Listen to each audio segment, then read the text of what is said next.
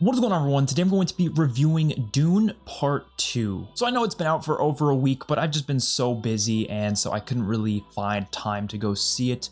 So now a week later, finally was able to see it, and I got a lot of thoughts. I wasn't gonna do a review originally because, you know, it's a week late, so usually I don't do reviews if it's that late. But after seeing it, I feel like I have to talk about it, at least just a little. I am gonna go into some spoilers. I thought to myself, there's really no point in doing a spoiler-free review because it's already been out for some time now. So if you haven't watched it, maybe don't watch the full video, but I have a lot to say. So right off the bat, I just want to say that my experience with the first film was very different than a lot of others because I liked it. I thought it was a good film, but I didn't think it was like a masterpiece. I didn't think it was incredible. I was just kind of on the range of, this is a good movie. It's fine. It's enjoyable. I wasn't that attached to the world. I wasn't that attached to the characters. I actually did a reaction to it on my channel, so if you want to check that out, you can check that out. But I mainly appreciated the visual spectacle of it, and the music and everything like that was fantastic. But the story itself, I just couldn't really grab onto, and I didn't really have this attachment to it. So Dune Part 2 wasn't even in my top 10 most anticipated movies of this year. It was, you know, in the top 20 maybe, but it wasn't in my top 10 because I just didn't really love the first movie enough to really care that much to see the second one. But after seeing it, I think retroactively speaking, I like the first movie a lot more now, just knowing what it leads to in the sequel. And yeah, any problem I had with that first one was kind of changed in this one. Like, I felt like the characters had a lot more depth. I feel like the story was a lot more interesting. It was a lot more clear as to what this is actually, like, what direction the story is going in. Whereas the first one, I felt like I kept like having no idea where this is gonna lead. And of course, I never read the books, so I wouldn't know that. But now having this satisfying conclusion to this first arc, I guess, it's a really damn interesting story. I do know there's probably going to be a third film. I mean, the way the movie ends, it's kind of impossible for them not to do a third one at this point. I have heard some people that they don't like the third book, or it's the second book, right? It's the next book. I actually have no idea. I have no idea how many books there are. I assumed that part 1 and 2 were based on one book, and then maybe there was another book. But I'm now hearing there's been like way more books than that. So I have no idea. But all I know is there's more books. Some people don't like the other books, so I have no idea what's going to go on with that. But at least for the movies, they have to do a third film. The way this ends with basically starting the Holy War, you have to do more there. You have to. There's just no way they're just going to end it there. But yeah, most of these characters, I honestly didn't even remember their names all that well. I had to rewatch the first one to actually remember them because I just didn't really like care that much about them. But again, retroactively speaking, I think it makes the first one more interesting because you get to kind of see the setup and build up to where these characters end up in this one. But what they do with the characters in this one is just way better. So obviously Paul is the main character here, and he goes on a really interesting arc that I don't really know where it's going to lead in the third film. I don't know if he's going to become just 100% fully the bad guy, and he was already coming to that point by the end of the film, so I'm assuming that's the direction they're going in. He was very clearly completely breaking the trust of Chani. Is it Chani or Chaney? Sometimes I get her name wrong, but Zendaya's character, completely breaking the trust of her because she didn't really trust him at first. She didn't really understand the whole prophecy thing. She's like, that's not true. You're probably just trying to control us. Like, that's not, like, the whole idea of the prophecy is not something that she really believed in. A lot of the Fremen didn't believe in it. Some of them, or actually most of them did, I guess, believe in it. It was just kind of her and a couple other people that didn't really trust it, didn't really believe in it. But then she ends up trusting him later on just based on the way he talks, the speeches he gives.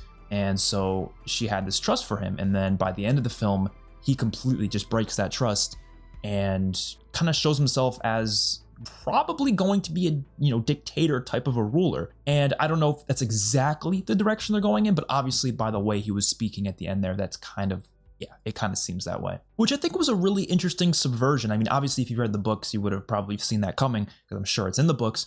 But in terms of just like my viewing experience, I really didn't think that was the direction they were going, because any other stories I've ever, you know, seen involving a character who you know, joins a new group and kind of like learns their culture and then becomes one of them. I mean, there's so many movies like that. And then in this case, he ends up leading those people. But I never seen it in a way where he ends up leading those people in like a negative direction. Like, he's not really using it for good. He's not using it to actually help these people. He's probably gonna lead them all to their deaths. I'm really interested to see what what's gonna happen with Chani, is it it's Chani, right? It's kind of sounds like Johnny almost, but it's Chani, right?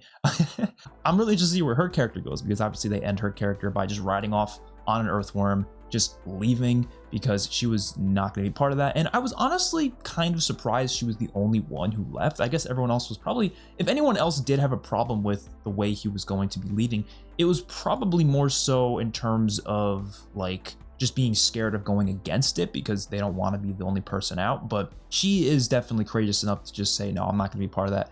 And she just left. So that was really interesting. In general, the whole idea of the prophecy and, having some people who are believers, some people who aren't. And I really like Paul's mom's, what is her name, Jessica, and her character here, because she basically becomes a very all-knowing person where she kind of understands, or she has like the mind of a bunch of other people in her lineage, and she was able to talk to her future daughter as well, which was really interesting. And they kind of have this idea where they need to convince as many people to believe in it as possible so they can get Paul in the position that she wants him to be in. But all that alone is just way more interesting than I feel like anything in the first film, at least for me, which is probably why I had such a better experience with this one. And that's not to mention all the other great characters, like you had Stilgar, played by Javier Bardem, which he was fantastic. He was so much fun. He's probably the funniest character. Like he had a lot of lines that just, to me, were funny. I don't think it was necessarily always intentional, humor. Sometimes it was just kind of like, it just happened to be funny, but he was a really cool character. I really liked him. Josh Brolin's character, Gurney, returned as well. He was definitely one of my favorite parts of the first film, so it was great to see him back here. And I think he was solid. He didn't have nearly as much depth as some of the other characters, but he was still pretty cool to see. And then you got like the main villains of this film within the Harkonnen family, and I loved that shit, especially Austin Butler's character. Was it Fed Rotha? Is that how you say it? Something like that. He was probably the most interesting character in this movie, and a big part of it was Austin Butler's performance and his look and just the way he talks, the dialogue he uses, how ruthless he is. I mean, that whole family is obviously very ruthless, but just what they do with him, just because he wasn't in the first one, and so they just kind of bring him in, and basically Baron wants him to take over the position that originally Dave Bautista's character had, because he was just failing at it at every chance he had. So when Fed Rotha ends up doing his thing, he ends up being a lot more successful in it. And I think one of the best scenes in the movie is the scene in that giant arena where, there's the black and white sun, so everything is black and white. It looked so cool, and the fighting there was fantastic. And that's another thing I gotta mention. The fight choreography, outstanding. And compared to the first one, again, a lot better. I didn't think the fight scenes in the first one were that great. I thought they were kind of sometimes a little clunky. They were never bad, don't get me wrong. I would never use the word bad, but it was never that amazing to watch. But then again, I watched it at home on my monitor versus watching it in IMAX. I think any fight scene is going to look a lot better on an IMAX screen than it would, at home on your monitor. So it's kind of an unfair comparison at the same time, but it looked great. Loved watching that. And then even the fight scene at the end between Paul and Fed Rotha was so damn good. The fact that they cut out the music and just let them go at it, it was probably one of the best choreographed fight scenes I've ever seen. I don't know how they did it, because it was that damn good.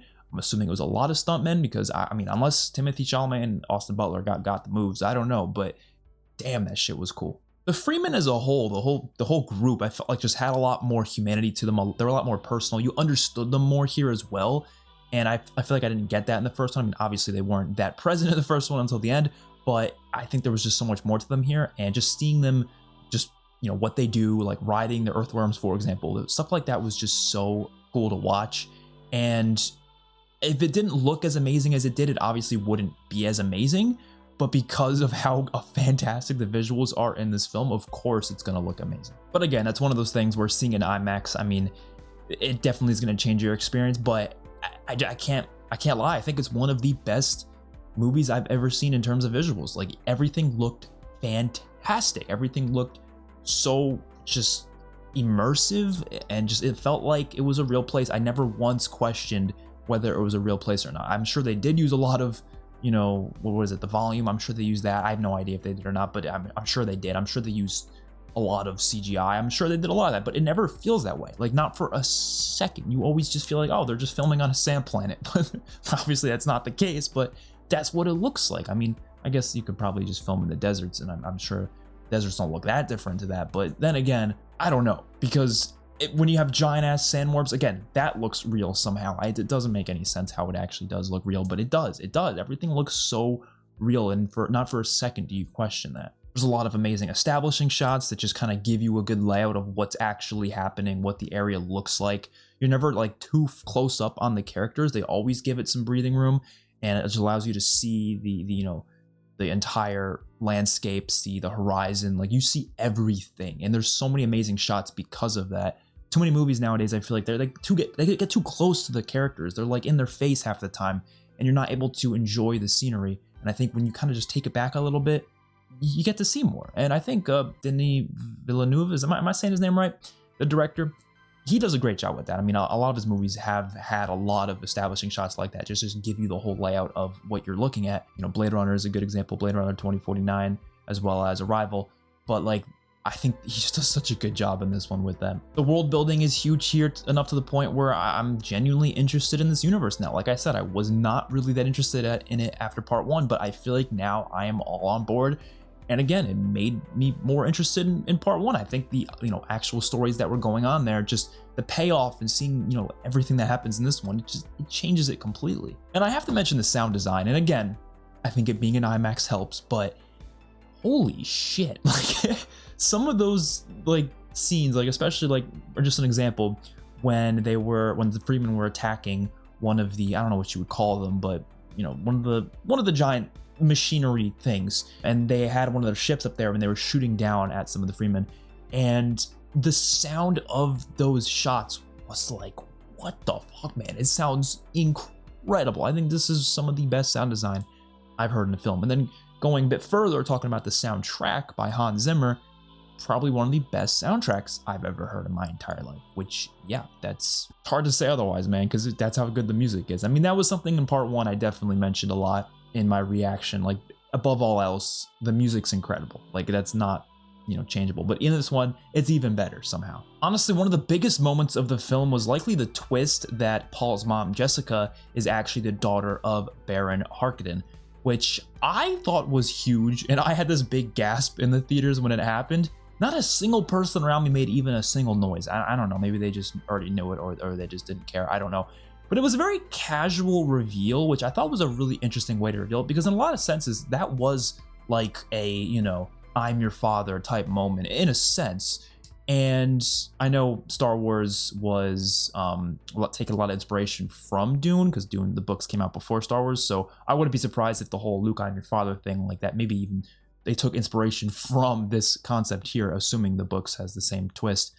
But I really loved it because it was so casually handled. It was just in a conversation between Paul and Jessica when they kind of told each other that they realized that, like, Paul realized it after drinking the water of life, and I guess it was the same for Jessica as well. And it was such a huge moment, obviously. It completely changes everything in the story, and it explains a lot of why these characters are the way they are, and it obviously led to a part of the downturn of Paul himself, like what he actually ends up becoming in the end. I absolutely loved it for that. I think my only actual negative with the film, which I don't even think is really a negative, but it's something that I think I would have appreciated if it was a bit different. I do think it sometimes felt a bit too easy for the Fremen to win in a lot of scenarios. Like, I almost felt like there wasn't enough of a challenge against them. Now, I guess if you take both of the movies into the picture, yes, obviously they've had long amounts of challenge in their lives, but when you get to like individual scenes, sometimes I feel like, yeah, I think there could have been a bigger struggle here, especially the end battle. The end battle's incredible. Like, it looks amazing. The sandworms coming out is one of the best shots I've seen in a movie, but I do think it could have been maybe like 5 to 10 minutes longer, just seeing maybe more of a struggle between them actually getting to the position they were able to get to by the end of the film.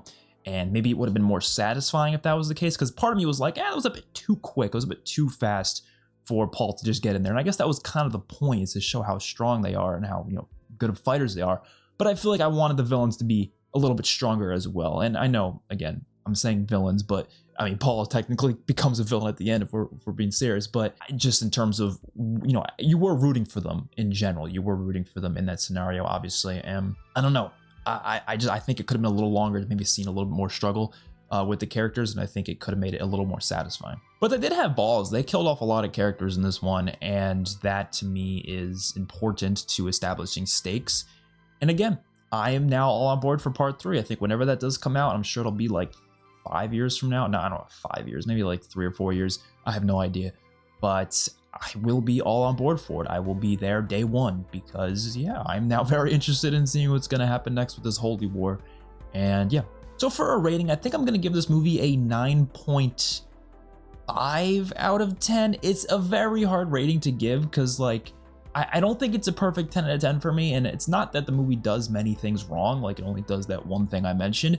But I just don't think it's worthy of something higher than that just based on my own personal enjoyment of a film. When I rate films, it's like half and half based on the technical aspects and based on personal enjoyment. 5 out of 5 for the technical aspects. I don't think I could say anything negative about technical aspects of this film, but I'd probably minus a little bit just because, yeah, it's not like everything worked for me, but majority of it did. It deserves that 9.5. So let me know what you guys think in the comment section below. I just wanted to talk about this movie for a little bit. I wasn't planning on doing a review originally, but now that we did, let me know what you guys think in the comments. I will see you guys in the next one. Peace out.